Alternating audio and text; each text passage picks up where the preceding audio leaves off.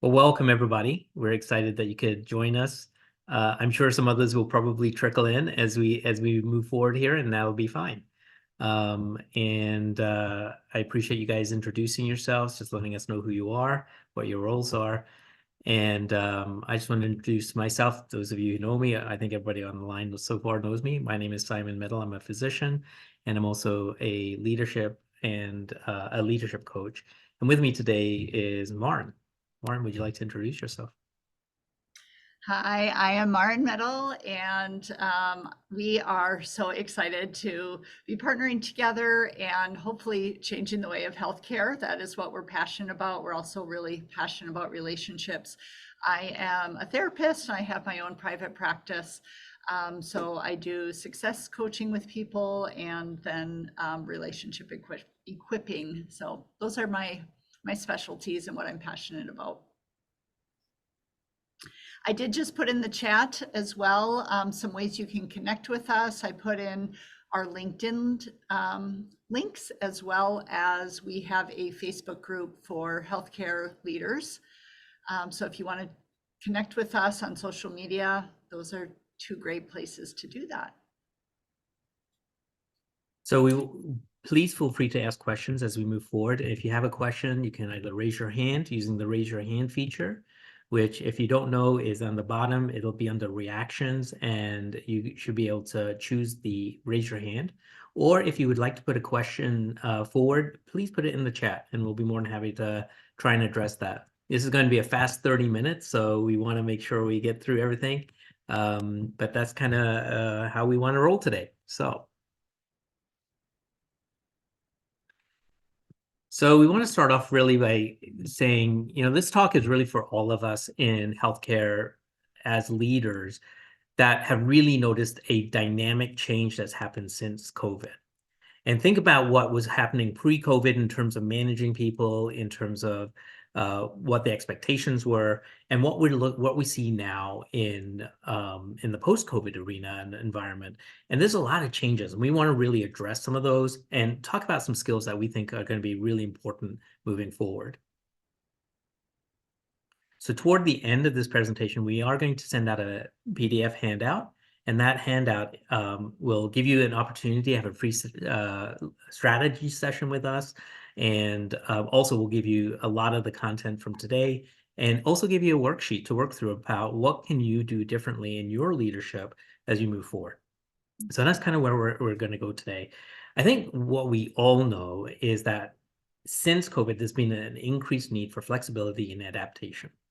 And that process of how do we adapt, how do we become more flexible, has gotten really hard, because most of us in leadership have some sort of other training, right? Social work, nursing, administrative training, but not necessarily have we used this leadership skill set in the same way that we would potentially use our clinical skill set. So we want to think about one of the things that Martin and I, as we were preparing for this, we're talking about is when we think about how clinician leaders think about, we are trained in a very certain way. We evaluate, we diagnose, we treat, and then we move on. And that's kind of what we do. And unfortunately, that doesn't really translate well into leadership excellence. And so we need to really think about how are we going to do this differently so that we can really be more effective. And so the key here is, how do we become much more relational? And how do we have better follow-up and feedback? How do we develop collaboration? And how do we develop consensus? So just as an example, sometimes I've been in a lot of different roles in my career, and I was running a practice. And in that practice, I was responsible for, obviously outcomes and making sure we had good productivity. And it was really clear at the time that everybody understood that's what outcomes look like. Post-COVID, what I've noticed, and I'm sure a lot of you have as well, is that people want more relationship. They want to feel like they've been seen, heard, and valued. That what matters to them matters to us as a leader. And how do we translate that from an old paradigm of maybe being so focused on tasks to now being more focused on relationship? So that's kind of what I've seen. I had a practitioner that I could really talk about here's what we're producing, what we need to do in terms of outcome. But then post-COVID, it was really about I need more flexibility. I need to be valued for what I'm bringing. And value doesn't always mean money, but it does mean that there needs to be some validation of the value that people bring. Yeah, we want to invite you to think about your own scenarios, maybe your supervisors or supervising situations as we're going through this.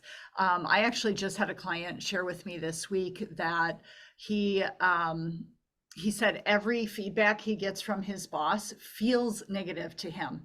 And he works remotely. And he said something that I thought was so genius. He said, I don't have the relational capital with my boss, especially being remote, to actually know what the tone is in her emails. So for him, he's interpreting all of this as negativity and criticism and a scowling face, but he actually doesn't know if any of that's true because there isn't the relationship and there isn't like the context of this is who you are, this is how I am, and this is how we relate to each other. And especially in healthcare, we know there's a ton of turnover. And we also know that some of us do work remotely. Some of us are able to work side by side with each other. And each of those scenarios are actually causing us to look at things differently. We know the old style, if you will, the pre-COVID style of leadership was really more of a top-down. It was very decision focused. It was very much about task orientation. It was very much about focus on metrics. And again, none of that has significantly changed. Those metrics still are important. It's still important to make decisions in an appropriate way. But I think the big thing is how do we change into more of a relational leader, which means people see and feel your humanity. And how do we coach more and mentor more rather than demanding more? And I think all of us have been in situations where we're feeling like we're being asked to do more with less time, less support. And so if that's true for us as leaders, that's also true for those that we're leading. And so how do we now coach and mentor them into a place that says, hey, we get it, we value you, and you're important to us? So, as you've been hearing our stories, we're going to invite you guys to share. Obviously, you can keep your details confidential, but we're wondering if you could share in the chat, what have you observed in terms of the old style of leadership, how that's showing up, and really like what issues come about from being non-relational in leadership style. So we'll pause here for a minute and we'd love to hear some of your feedback.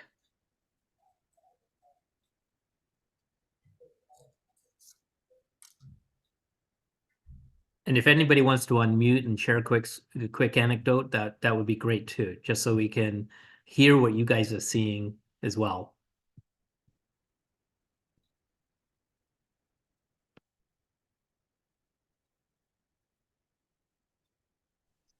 I would say ever since COVID, I think we always valued this, but we valued it even more because we were all working remotely for the most part. It's that work-life balance piece, and I think for the current people in our workforce, that's huge for them. And I think we do a lot of lip service to it, but not actually implementing it. So, can you talk about that maybe a little bit? Sure. Thanks, Tricia. I appreciate that.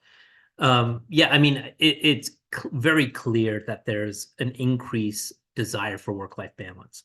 And there are generational differences that we're seeing in that as well. We know that for our Gen Z millennial group of parts of our workforce, they are very much in tune with what their needs are from a work-life balance. And if we don't adapt to that, we typically will lose them, or we get a lot of turnover in that group as a result of it. So I think your point is really well taken. I think it's very important for us to recognize that this is a real thing and we have to be very cognizant of it. So I think, just as we go through this, we'll kind of hit on pieces that I think are really important to address. I think the very first part of that is how do we engage that conversation? How do we start the conversation and make it part of our onboarding, part of our performance management, part of how we actually have conversations with people? How do we recognize when people are struggling and we need to be proactive, not wait for them to come to us, but also go to them when we're seeing, hey, it looks like you might be struggling with some stuff. Is there anything we can do that might be different to help you through this time? So we'll talk a little bit about that as we kind of talk about some of the other skill sets today. Has anybody kind of noticed the change from sort of that top-down authoritarian type style of leadership into more of that relational style of leadership, either for yourself or for those who are your leaders, your supervisors? I think I can tell you that I've always kind of worked at a level playing field. I've never had the top down thing. To me, that should not exist. However, for the organization that well, not even just this that I work for, it's really hard to maintain that because they're very top down still. And it's easy for me with staff to do that, but it's really hard to get them to get that. Do you know what I mean? Yeah, for sure. I appreciate that, Shelley. Thank you. And I do think this is why we're so passionate about, because we recognize it's a system change that's needed.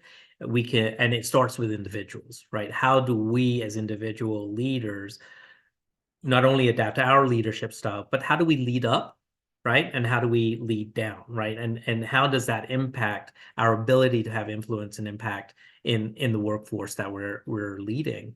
Our workforce is changing, right? And I'm sure many of us on this call have recognized how transient sometimes the workforce can be. The amount of turnover is tough. And we have to ask ourselves, so what is it now that people will stay for? How do we develop that loyalty? How do we develop that individualized recognition of who each individual is and what value they bring, so that they want to stay, not just because we need them to stay, but because we want them to stay. And I think that goes partly to what you're talking about, Shelley, in terms of how do we actually do that leading up to be able to do that. Lauren, do you want to add anything to that? I'm just thinking about another story. I mean, I've had so many clients this week talk about their leadership experiences. And I had one client who was given 3 sets of metrics in order to get her promotion and raise. And she worked so hard. She was working like up to 12 hours a day sometimes to try to meet her numbers. And it came to her review, and 2 metrics, she totally killed it. The third metric, she was 3% under. And her boss said, and you will not get your raise. I mean, that is insane. And so it ended, like my client was like, I was going to stick up for myself. The next day I was ready to go have this conversation. And thankfully the boss came to her and said, I don't feel good about this. I am going to give you the raise. But the reality is my client felt horrible. It doesn't feel like being celebrated or appreciated. It just felt like she was a number and she didn't live up to it. So I just think in terms of people feeling valued, there's a lot of nuance into that, and little things can make a big difference. It's interesting, when Lauren shared this story with me earlier this week, it really struck me how we use metrics.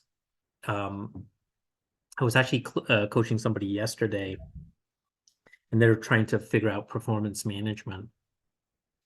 And one of the things that we need metrics, no doubt, right? We need to have some measurables that we hold people accountable to. And we also need to recognize people are in different places. And how do we adapt our ability to manage and hold people accountable with the fact that people have, they have real life going on. And, I think, I think I know everybody on the call, and I know that most of you, all of you guys really work hard at trying to be adaptable for those situations. But I can tell you that isn't that common. And I can say that because I've been in lots of different arenas with lots of different leaders. In fact, an organization I was with prior, where I was the chief medical officer, really didn't understand that concept of I can work really hard, I can, even produce good metrics. And, I remember sharing with them, I'm burnt out and I need help, I need support. And that happened, in February, May, I was still feeling the same way. There was no support between February and May. And I think that happens a lot for a lot of the people we lead. And so we need to ask ourselves, how do we actually develop resilience for ourselves as leaders, but also for our workforce? Because in order for them to be able to stay true to what we're trying to accomplish, to our vision, to our mission, to our values, we need to have more resiliency. And healthcare, there's a lot of studies out right now that show that what's happening in healthcare is a lack of resiliency. We have a high amount of burnout, and it's not just docs, it's not just practitioners, it's every single part of the workforce. And so we need to understand that if we don't address this and see people for that they're real people, they have limitations, and we don't relate to that with them, that's going to be very, very difficult for them. So I think we need to be really cognizant of how we make adaptations in our leadership in order to do that. Mark, do you want to talk about the drivers? I was just thinking, I was looking at the time. I think we should skip down to interventions. Okay. Basically, our point is, I think a lot of what we've talked about, and probably the examples coming to your mind, connect to these are the key drivers to burnout. And but I think let's jump to like, what are the practical ways to move into the relational leadership? Awesome. So I think part of it is how do we build trust, right? We need to build an environment that people can trust that we actually do see them. And that comes from how we communicate, how we honor boundaries, how do we set appropriate boundaries, and how do we hold good accountability. So when you guys think about those pieces, I think we often, at least for me, for a long time, I used to think of accountability as sort of a dirty word. And it's not. It's actually a way of setting up good boundaries. So I think the first thing I want to really talk about is how do we communicate with empathy? How do we stay out of judgment? And how do we actually one of the challenges as a leader, and I think we all know this, is we can get really frustrated, right? We want something done. We are trying to move a certain direction. We're trying to move the organization, and we can get really stuck because certain people aren't doing their part of that. And so we can get really judgmental. We can get really frustrated. And when we do that, it's hard to be empathetic. So one way to do that is to incorporate language that says, hey, I'm noticing, I'm observing, I see this happening, and then invite people to share and then truly listen. Now, the way that a person knows that they've been heard is when we validate that what they've shared with us. When we reflect it back and when we validate it, when we say, oh, okay, that makes sense. Now, that doesn't mean we necessarily have to agree with it. What it does mean is we say, from your point of view, that makes sense. That's what we're saying. And when we validate, when we mirror and validate, that is when somebody feels heard. It's when they start to feel valued. Oh, you're willing to actually hear me, validate me, you understand me. That can be incredibly important. We also need to understand what our resources are within our particular organizations, whether you have an EAP program, whether you have a mentoring program, whether you have coaches available to you, whether you have other resources. One of the things I will say is that personal resource interaction is going to be more important than an education. So just having, say, a video on self-care or a video on meditation or a video on boundaries even, is helpful. It's a good starting place, but it's not the ending place. People need interpersonal connection in order for that to be real. They need to see it played out in real interactions so that people know this isn't just lip service. To Trisha's point, it has to be practically available to everybody in a way so that when they come to us as a leader, they know that that's going to be really how we interact with them. We truly hear them, we truly value them, and we're willing to then make adjustments where we can. And part of that is then how do we give people certain control? What do they have control over and what do they not have control over? And that's actually part of the self-care model, is how do we help with that? Or do you want to talk about the self-care a little bit more? Yeah, you know, there's the modeling in self-care is challenging because as leaders, we definitely feel like we have even more to do. But once again, I just talked to a client today who is a nurse in a big system at a hospital. And she's like, I didn't enjoy my work. And what I decided to do was literally just put a stop to the complaining. And so she said she had 5 different other nurses come to her and start complaining about the company policies. And she said, I just shut it down. I said, I'm frustrated about those things too. But if I put my attention on what corporate is doing, I don't have the capacity to connect with my patients. And if I have to choose, I'm going to choose to connect with my patients. And she said she's enjoying work so much more. So like really our energy and what we're allowing in, what we're putting out there, people pick up on that. And it's like start here first, and then that's going to inform how we show up out. And that's an example of a boundary set, right? So when we think of boundaries, it's not always about externally, what am I going to have boundaries with? You know, somebody asked me to do something, or it's actually that internal boundary that's actually more important, of saying, you know, I'm making the choice not to complain. I'm going to make the choice to focus on my patients. I'm going to make the choice to, you know, follow this policy. So it's a choice to say, I'm going to bring my concern forward. That's part of that boundary as well. And again, as leaders, the openness we need to be able to hear those concerns from an honest, open, non-judgmental, and non-defensive position. One of the things that can happen for us as leaders, it's really easy for us to get defensive because we're trying our hardest as well. We're trying to do the right thing. We're trying to work hard. We're trying to move us forward. And yet our role as a leader is to, you know, eliminate our defensiveness as much as we can, enter these conversations with an openness that says, are there other ways we can do this? And sometimes there are, and sometimes there are not. And so we have to be real honest about that. You know, and I think the last thing that we are going to talk about is regular follow-up and feedback times.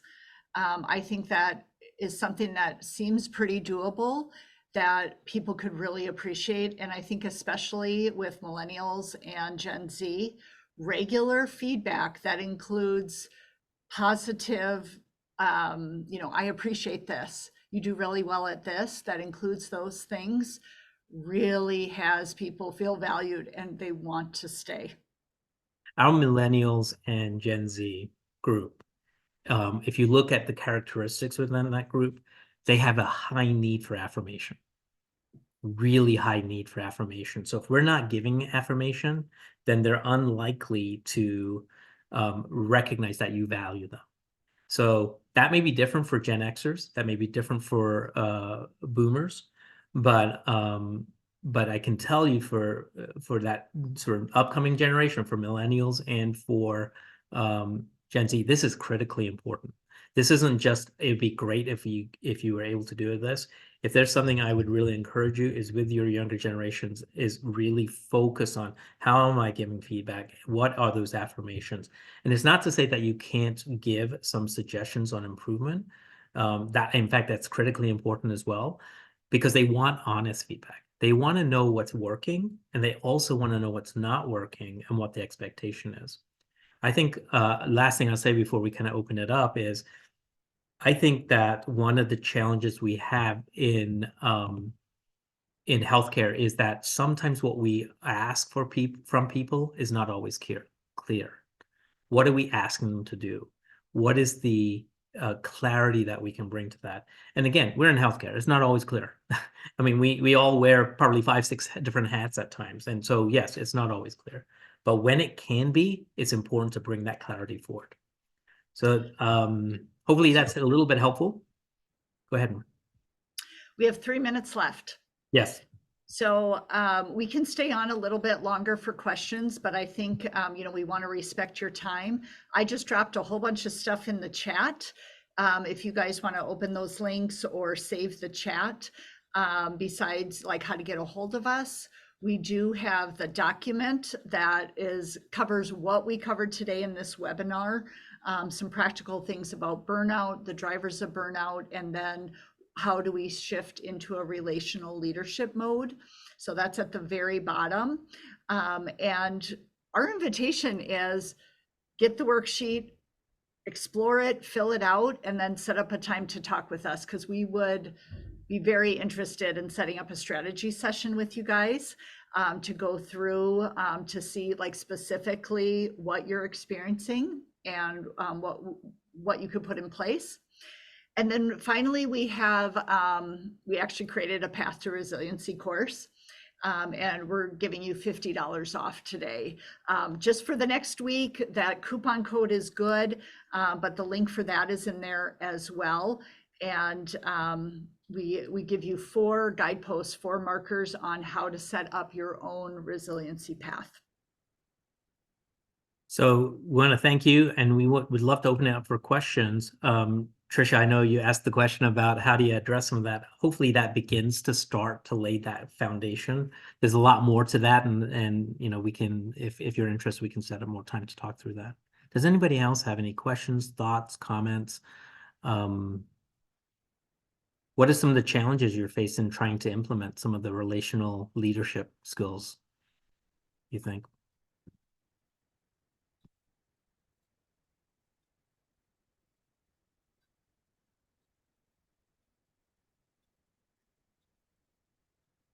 I know for me, one of the things that another leader had told me is, well, I don't want to get too much into people's lives, right? I don't want to, that's theirs. I don't want to get involved. And we're giving people the choice to do that. We're not asking them to share if they don't want to share. So again, I think it's a way to do that.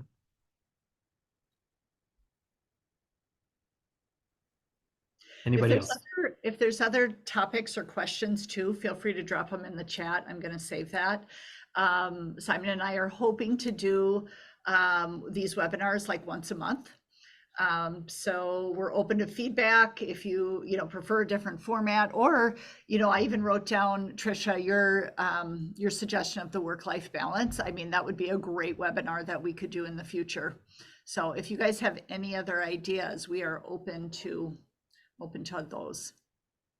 And if you guys are interested in the resiliency, the path to resiliency that we have, and you'd like to have that available to your organizations, we'd love to talk with you about how to make that available. So please don't, that course is actually really good for everybody. Yeah, we have it recorded, but we would totally show up and do it live. Yeah, absolutely. Yeah. All right. Well, thanks for your time, everybody.